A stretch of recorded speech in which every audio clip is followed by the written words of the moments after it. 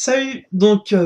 Si vous avez vu la toute première vidéo de présentation que je viens de faire, voilà, par rapport à mon t-shirt, vous comprenez euh, de quoi va correspondre ma première vidéo. Je vais parler donc de la Super Nintendo. Donc, alors pour moi, la Super Nintendo, c'est la meilleure console de l'époque, la meilleure console de tous les temps. C'est un bijou. Un bijou. En tout cas, c'est simply the best. Alors, que dire sur la console? Déjà, on va parler un peu de son histoire. La console qui est sortie en 92 chez nous, en 91 en Amérique, aux États-Unis, en 90 au Japon. Alors les dates exactes, je ne m'en rappelle pas, ça doit être le 11 avril 92 chez nous. Par contre, ou alors, enfin je ne sais plus, parce que j'ai un doute. Oui, c'est ça, c'est 11 avril. Et au Japon, c'était au mois de novembre. Doit être 19 novembre, quelque chose comme ça. Faudra que je vérifie. Parce que j'ai pas tout non plus en mémoire. Je suis pas non plus un ordinateur. Par contre, aux États-Unis, ça devait être au mois d'août.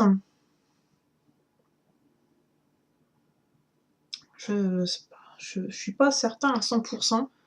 Je sais plus où j'ai mis mes petites notes. Enfin voilà.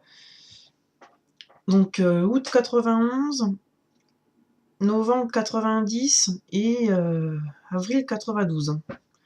Donc pour l'anecdote, lors du lancement de la console au Japon, seulement 2 jeux étaient disponibles.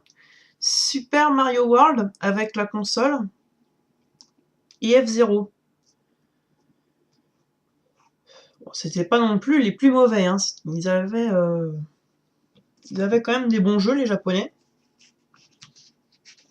Par contre, aux États-Unis, il y avait plus de choix. On avait toujours Super Mario World et F-Zero. Par contre, on avait Gradius 3, il me semble. On avait SimCity et on avait Super Tennis ou Super R-Type.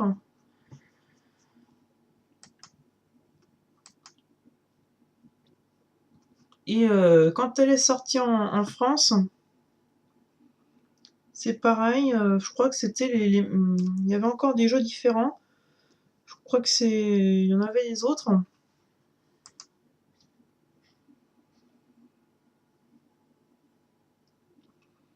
Non, il y avait Super Soccer en plus de Super Tennis, ou alors je sais plus. Je vais vérifier. Une petite vérification s'impose parce que je ne suis plus sûre de moi.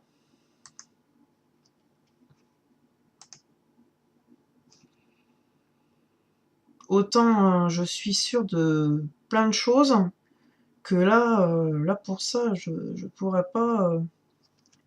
Oui, donc Super Mario World et F-Zero sont bien sortis au Japon, c'était les 2 jeux. Oui, donc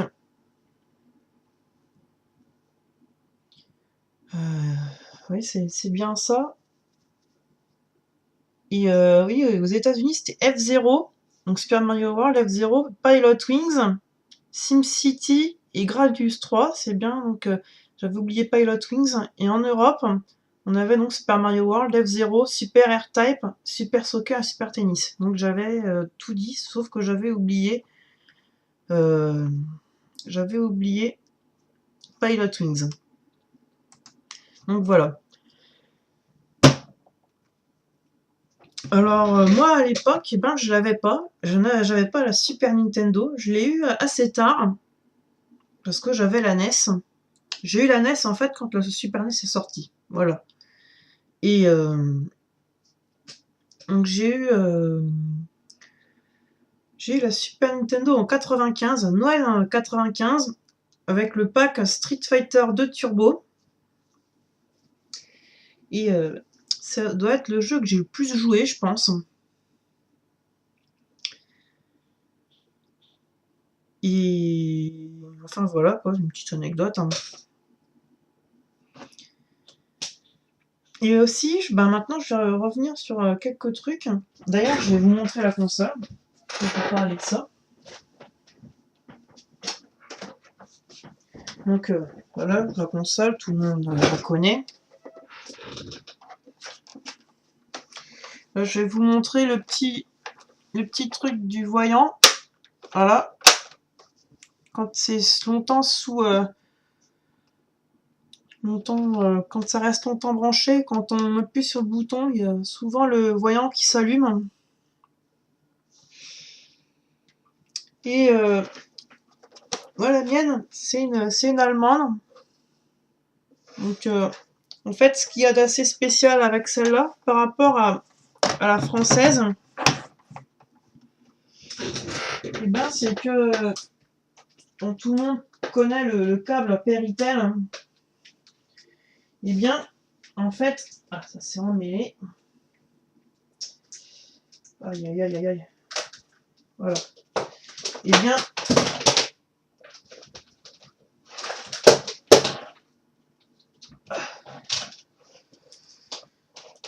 la différence, voilà, la console allemande, elle a des câbles comme ça. Et c'est vraiment les câbles officiels. Voilà, je vous montre bien. C'est les câbles rouge, jaune, blanc. Et c'est vraiment le câble officiel. Parce que vous voyez, c'est bien marqué Nintendo. Donc voilà. Et je vous montre aussi un truc. Peut-être que certains connaissent, peut-être que d'autres ne connaissent pas. Vous avez sûrement déjà remarqué qu'ici, il y avait une petite trappe. Et ben en fait, ça sert... Enfin, ça aurait dû servir au lecteur CD que Philips et Sony étaient en projet pour le faire, comme Sega avait fait pour le Mega CD. Et en fait, ça n'a jamais été fait.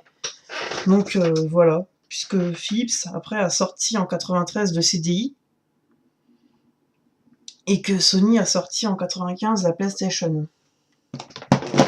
Et d'ailleurs, pour pareil, une anecdote, Philips a gardé la licence de certains jeux Nintendo.